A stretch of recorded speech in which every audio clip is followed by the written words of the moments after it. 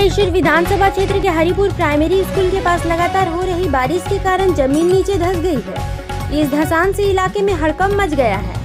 इस स्कूल में 2023 में भी ऐसा ही भूधसान हुआ था। उस समय ईसीएल के अधिकारियों ने स्कूल को दूसरी जगह शिफ्ट करने की बात कही थी, लेकिन बात नहीं बनी। अभी स्कूल में लगभग 528 स्टूडेंट हैं, जो सभी बहुत गरीब परिवार से हैं।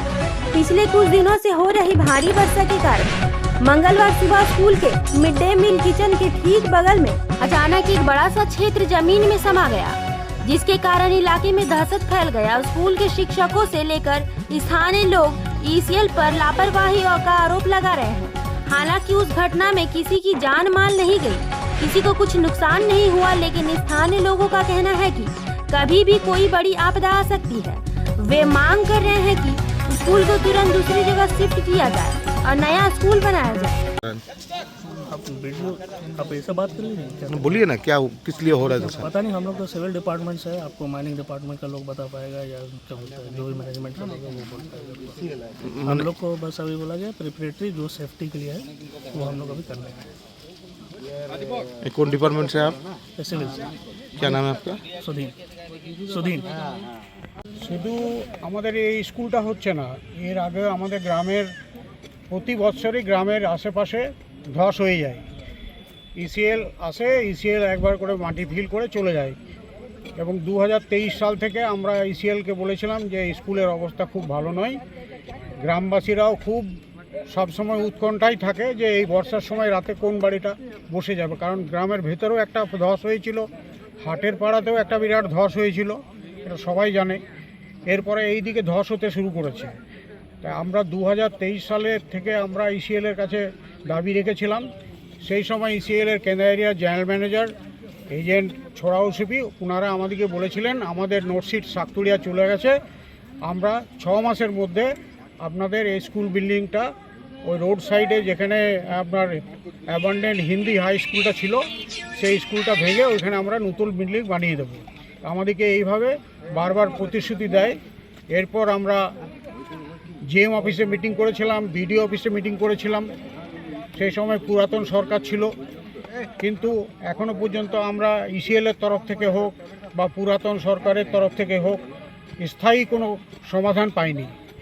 এখন আমাদের এখানে নতুন সরকার এসছে, আমি নতুন সরকারকে আবেদন করব যাতে আমাদের এই গ্রামের যে সমস্যা, আমাদের টোটাল গ্রাম এখন ভয়াবহ অবস্থার মধ্যে আছে এবং এই গ্রামের সম্পূর্ণ পুনর্বাসনের ব্যবস্থা যদি করা হয়। আপনাদের কাছে কি ইসিএল এর আধিকারিকরা এখন এসছে?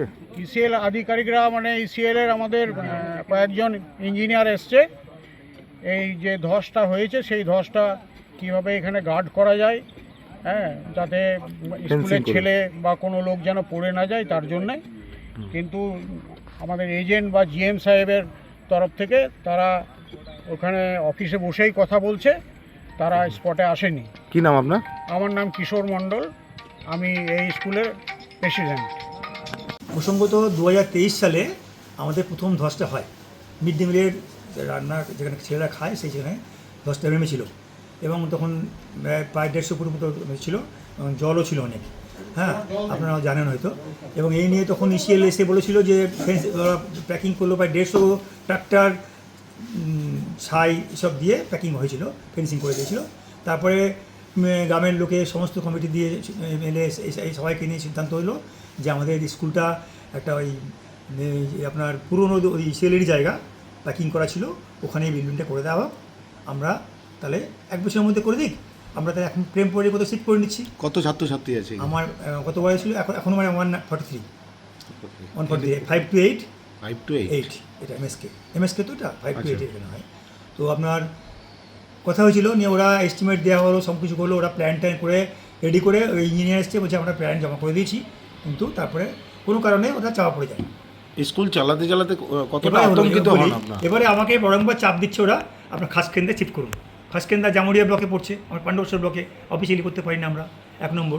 2 নম্বর, আমার এখানে ছেলেরা লোকাল গরিব ছেলে মেয়ে, তারা মেন রোড ক্রস করে যেতে ভয় পাচ্ছে, তাদের পয়সা দিয়ে খরচ করে যাওয়ার ক্ষমতা নেই।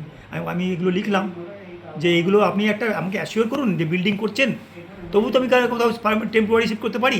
আপনি আমাকে অ্যাসিওর দিচ্ছেন না যে আমি বিল্ডিং করে দেবো, তাহলে আমরা কী করে এত অ্যাসেট নিয়ে যাবো? এই অবস্থায় আমি 2 মাস আগেও একটা চিঠি করেছি ওরা রেসপন্সে যে আমার এই পরিস্থিতির জন্য আপনারা দায়ী, আপনারা আগের কথা রাখেননি, আপনারা ইমিডিয়েট আপনারা একটা নতুন বিল্ডিং করে দিন, করতে শুরু করুন, আমরা বুঝি ওনারা করছেন, তাহলে আমরা একটা ভরসা পাবো এবং ছেলেমেয়েরা ভরসা পাবে। কি নাম আপনার? সুভাষ ব্যানার্জি। প্রধান এবারে শিক্ষক? গতকাল রাত্রে প্রধান শিক্ষক। হ্যাঁ, প্রধান শিক্ষক।